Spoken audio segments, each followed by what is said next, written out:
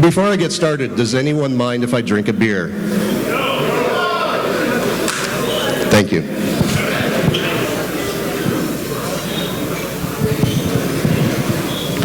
So this will be a non-technical talk, in case you haven't noticed. Let me tell you a little bit about myself. This is hard to do holding the mic. So throughout my career, I've worked for some rather large Fortune 100 companies. I've worked for small companies. I helped run a security conference for 20 years. You might have heard of it. And most recently, I started my own movie production company, working with a set of folks in Hollywood. We're doing a high-budget Star Wars fan film, thus the Stormtrooper earlier.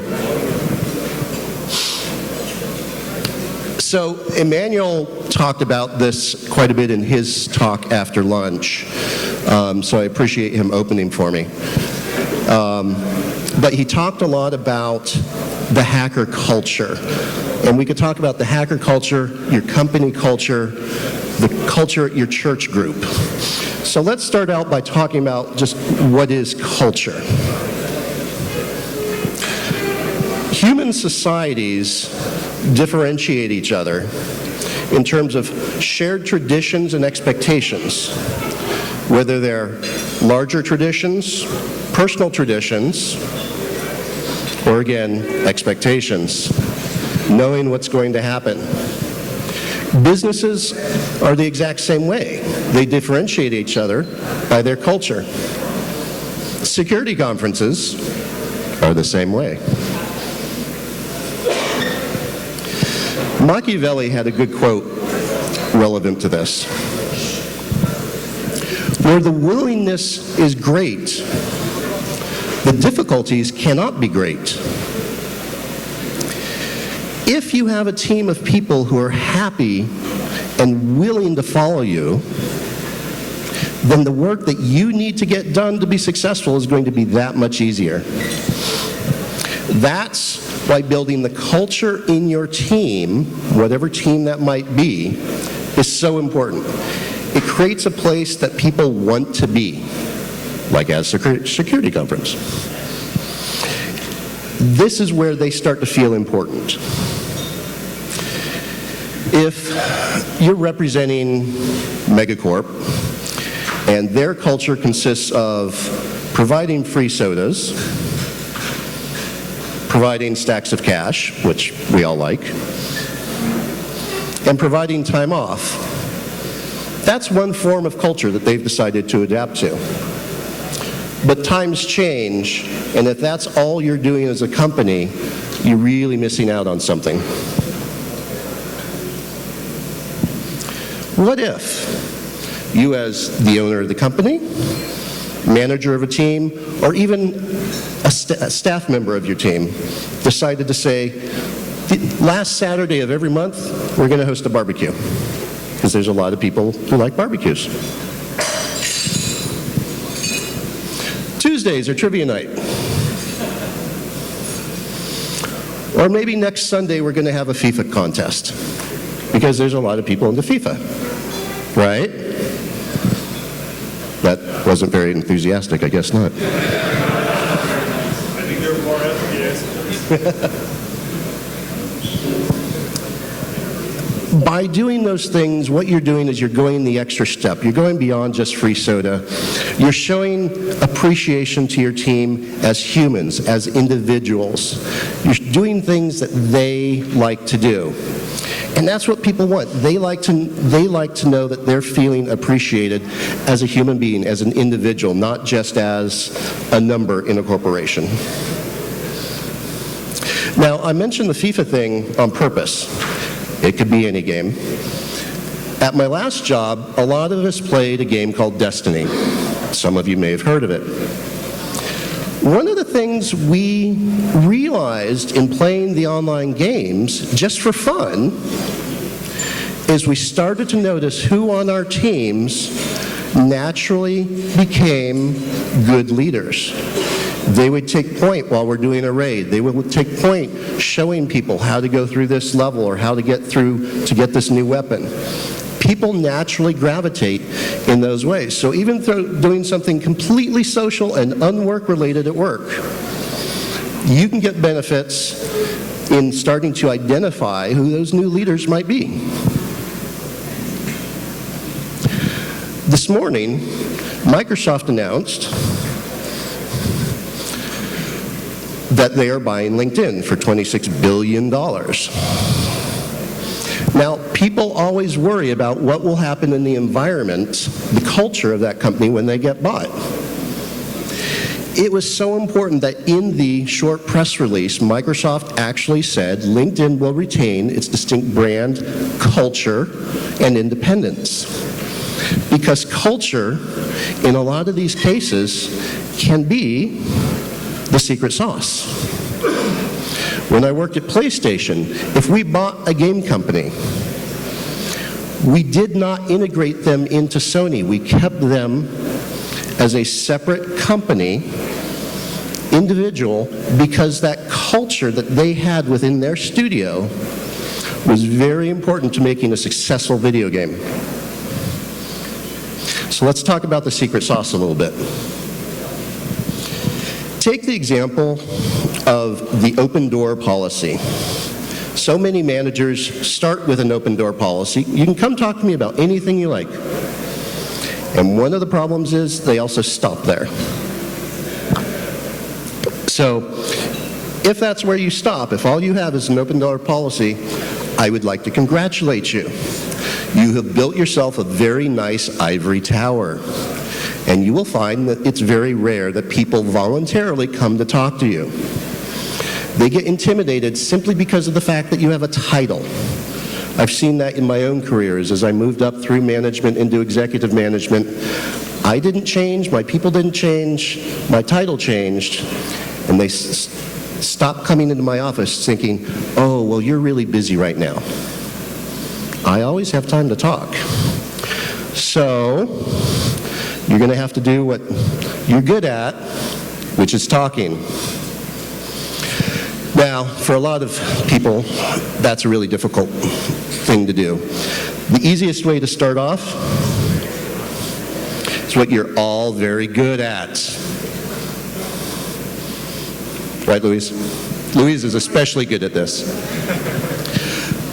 One of the things I did personally to start getting the team to open up and show them I appreciate them was just take them out to happy hour. Funny enough, we had a beer pub right next to the office. Take advantage of it. It can be these simple little things where you start understanding people do like drinking. I'll take them out to drink once a week. Very easy to do. In doing these types of things, what you're doing is now you're building real relationships.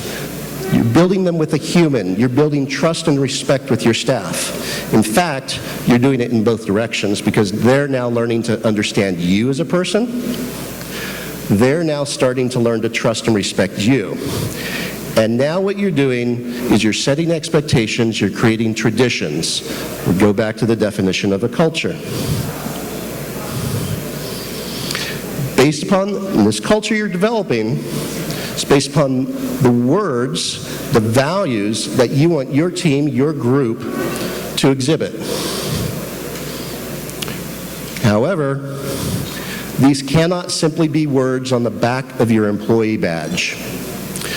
There are some studies that suggest that you have to tell something to somebody 7 times before they'll remember it. So words are important, but they're really here to reinforce. The most important thing you can do in building your culture is you have to believe in it, you have to live it, you have to breathe it, you have to exhibit it. You have to be very active in building your own culture. Guess what? If you do that, now you're becoming the leader. Again, you don't have to be a manager, you don't have to be a director, you could be a programmer. You can find a vacuum that can be filled. Everyone in here has the potential to be a leader in some area of their life. Maybe you are the pointy-haired boss. I don't have the hair to even be one, but I was. Maybe you're what they call an influencer, or you're a coach to somebody, or a mentor. But everybody in here has the capability to lead and build culture. Oh, look, a Star Wars reference. The new Star Wars movie came out last fall, and this is going to sound really bad, I apologize. I wanted to start to understand, I wanted to start to learn lightsaber combat. Just waiting for the laughter. There are people who actually train other people in lightsaber combat, in actual combat skills. This is a thing. So there was a big event in the city I lived in that brought together a lot of Star Wars fans. And I ran into several other people who were also interested in the same thing. We realized this didn't exist in San Diego, in the town I live in. So let's put this together. There's obviously some part of the culture there that wants this to happen. So our first meetup, we had about 8 people show up, a lot of enthusiasm. This was something people wanted to do. This last weekend, I wasn't there, but we participated in a regional tournament. We've created something that people have gotten very interested in, and now we have about 30 people show up to our training sessions twice a week. You can build culture anywhere. You can be a leader just by suggesting and starting a movement, by doing anything. Emmanuel started his own culture, his own movement. Any of us can do this. So, what you say is important. Absolutely, again, words are here to reinforce your actions. It's really what you do that is the most important thing. How do you support your team? How do you challenge them? How do you grow them? How do you motivate, inspire, and create vision? Even creating a lightsaber training group, that's what I was doing. Now, this isn't about making people happy. And you will never make everybody happy, so please don't try. This is about creating an environment that people want to be part of. Even Emmanuel mentioned this. In putting out 2600 magazine, there's no sponsors. Everybody who contributes to it has to want to contribute to it. So he's worked tirelessly for so many years to create an environment that people want to be part of. And that's leadership. So you can't pander to your people. Again, this is about getting to know them as individuals, as humans. What can you do to challenge them? What does this person in this seat want to do? What's important to them? Challenges help people grow and learn. It's another way of helping to support them by challenging them. There are always opportunities to leave, and there are always opportunities to give somebody a voice. And guess what? By doing all of that, now you have become the leader from any position you may hold. You've shown your team that you love them. In return, they're loyal to you. They will follow you. They trust you, and they respect you. And this works in both directions. You will develop that trust and respect for them, same as they will do for you. So ultimately, the decision is up to you as to where you want to lead. It's an investment that takes a lot of time. In my last job in leading IT for PlayStation, at least half my job was just dealing with people, dealing with the staff, talking to them, getting to know them, walking around, getting out of my office, and being a part of what they were doing. I'm sure some of you, maybe not many, some of you, have had bosses that you felt could be better. you weren't really sure if they fully supported you. And as a result, maybe you didn't want to create a situation that would test that. Building a good culture is really what you do to help make things better. You're responsible for accomplishing a job, an objective, a goal. And by creating an environment where people want to be part of it, you help make getting that done easier.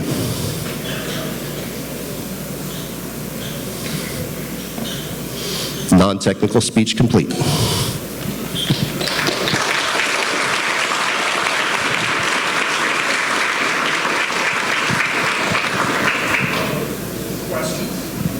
Questions? I also accept answers and beer. All right, obrigado.